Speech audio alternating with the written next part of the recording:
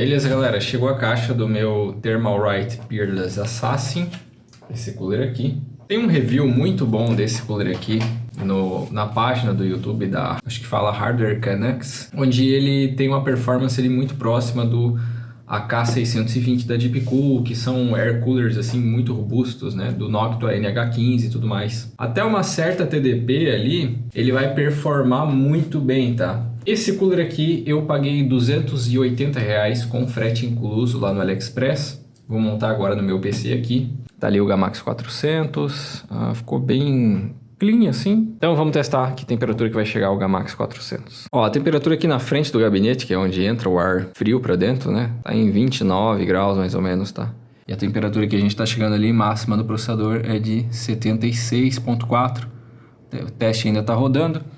Acredito que não vai subir mais do que isso a temperatura, tá? Então eu já posso aqui desmontar o Gamax 400, colocar aqui o nosso Peerless Assassin e ver em que temperatura que vai chegar, qual RPM, qual o nível de ruído. Seguindo com a montagem aqui, já estou terminando. Essa pasta térmica, Thermalright TF7, vem junto com CPU Cooler aqui, tá? Só que não vem com um espalhador. Então eu tive que distribuir algumas gotinhas, com uma gota maior no meio e tal. Fiz aquele padrãozinho assim, dei o aperto final aqui no cooler. Agora eu vou tirar e ver se o próprio aperto aqui dele esmagou e espalhou bem a pasta. Aí, gostei do resultado. Ele espalhou bem. Ali no processador parece que tem pouco, né? Mas não tem, ó. Tá bem preenchido mesmo. Olha aí como ficou montado, galera. Eu tô com o gabinete fechado, depois eu mostro ele aberto para vocês, tá? Para vocês verem bem o cooler. Eu vou fazer o teste primeiro de que temperatura a gente vai chegar, qual o nível de ruído, qual RPM que o cooler vai ficar. Então vou abrir aqui o Cinebench R23 de novo, vamos botar o teste para 10 minutos e vamos ver aqui até onde vai chegar. Deixa eu resetar aqui. Pá. Então a curva de fan tá a mesma, nosso fan tá batendo ali 1.400 RPM, tá? Ele tá ficando um RPM bem próximo do que o Deepcool tava também. A temperatura ficou menor, coisa de 4 graus só aproximadamente, não é muita coisa. Mas tem uma diferença aqui que tá acontecendo, que é o clock efetivo.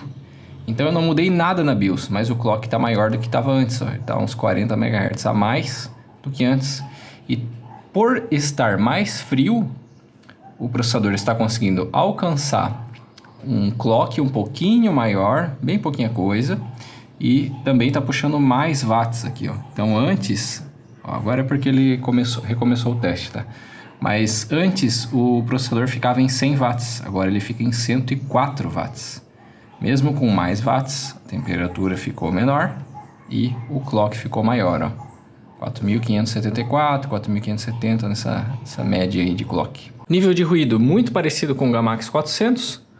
Clocks maiores, temperatura ali levemente menor. Então eu deixei o teste rodando aqui para ver se a temperatura aumenta mais do que isso, enquanto eu vou conversando aqui com vocês. Assim, o que mudou trocando esse cooler, né? Vai mudar alguma coisa na minha vida? Não, vai mudar absolutamente nada, tá? Porque eu uso esse PC aqui na maioria do tempo para jogos, então em jogos o cooler já ficava ali no Gamax 400 em 1000 RPM, eu não conseguia nem ouvir o cooler de tão silencioso, tá? Em 1000 RPM no gabinete fechado assim. E o cooler que eu escuto quando eu tô jogando é o da placa de vídeo, que fica um RPM bem maior, né? São coolers menores, são dois também, então eles fazem mais ruído. A placa de vídeo é um componente que produz muito mais calor do que o processador, no meu caso, né? Porque jogando o processador aqui puxa 60 watts, e a placa de vídeo puxa 200, né? Então ela esquenta muito mais, ela produz muito mais calor dentro do gabinete e faz mais ruído. Então essa troca de cooler aqui, a gente ganhou ali alguns megahertz de clock, a gente perdeu ali perdemos ali 4 graus de temperatura para um mesmo nível de ruído, eu posso dizer assim, né? Não mudou em nada na minha vida, né? Para ser sincero com vocês, mas é um cooler interessante porque suporta LGA 1700, coisa e tal. Onde que aconteceria a diferença? Se eu tivesse um Ryzen 5800X 3D, se eu tivesse um processador assim que tem um nível maior de TDP, tá? O Gamax 400 não ia tancar, tá ligado? Ele não ia tancar, não tem como um Gamax 400 aguentar um Ryzen 5800X 3D puxando, sei lá, 150 watts. Ele vai entrar em throttling, entendeu? Ou ele vai passar de 90 graus, beirar 100 ali. Enquanto que o Peerless Assassin provavelmente conseguiria manter em 80. Então quando a gente testa processadores com TDP mais baixo, que produzem menos calor, um cooler intermediário como o Gamax 400 e um cooler mais avançado como esse vão ter uma diferença baixa. 4, 5 graus de diferença. Mas a hora que tu aumentar TDP para 150, 200 watts, o Gamax ele vai bater 100 graus, ele não vai conseguir tancar, e esse aqui vai conseguir tancar e manter 80 graus. Então, tipo, a diferença de temperatura entre esses dois coolers vai ser tipo de 20 graus, entendeu? Ela vai ser uma diferença muito considerável devido à alta TDP do processador.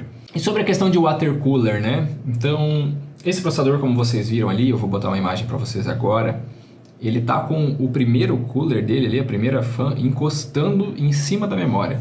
Se eu tivesse uma memória de perfil mais alto, já não daria, eu teria que levantar mais o cooler da frente e ele provavelmente bateria no vidro do gabinete, já não rolaria, né? Então o water cooler facilita para quem quer usar memórias de perfil alto, tá? Aquelas que tem RGB alto, coisa assim. Outra vantagem do water cooler, estética, né? Tem gente que gosta muito de water cooler, da estética e tal. E também porque o water cooler não vai tampar a placa-mãe toda, né? No caso desse aqui, ele tá tampando toda a minha Tomahawk ali B550, que é uma placa-mãe que eu acho bem legal, da MSI, bem bonita. Então, tem pessoas que, pela questão estética, vão preferir o water cooler. Eu não prefiro o water cooler. Eu prefiro um air cooler que é, digamos, eterno. Nunca vai estragar, nunca vai ter uma bomba que vai dar problema, mesmo depois de 4, 5 anos de uso, coisa assim, tá? Não tô falando que isso vai acontecer com os water coolers. Eu sei que tem gente usando o mesmo water cooler aí desde 2013, lá, um Corsair H100 de 2013. E não deu problema. Mas eu quero saber a sua opinião aí. Você é um usuário mais para air cooler ou você é um usuário mais para water coolers? Então deixa aqui nos comentários, deixa um like no vídeo, isso ajuda muito o canal, não custa nada para vocês, e se inscreve também se você quer acompanhar os próximos conteúdos. Então no próximo vídeo eu vou falar sobre o monitor que eu estou usando agora, que é o Pichau Centauri CR27. É um monitor que tem um custo-benefício muito bom, um monitor de 165 Hz, com resolução 2K, 1440p, né? Então, nessa faixa de preço aí ele apareceu até por 1.500, tá? Na Casas Bahia, mas nessa faixa de preço aí de 1.500, 1.700, ele é um monitor que, se você pegar as especificações dele, não tem nada que concorre com ele, né? Mas as pessoas ainda têm um receio, assim, por ser a marca Pichau e tal, mas eu posso dizer que adiantar para vocês que é um bom monitor, tá? Eu vou trazer uma avaliação dele, bem direto ao ponto, assim, num próximo vídeo. Então se inscreve no canal se você quer acompanhar esse próximo conteúdo e obrigado por ter assistido esse vídeo. Valeu!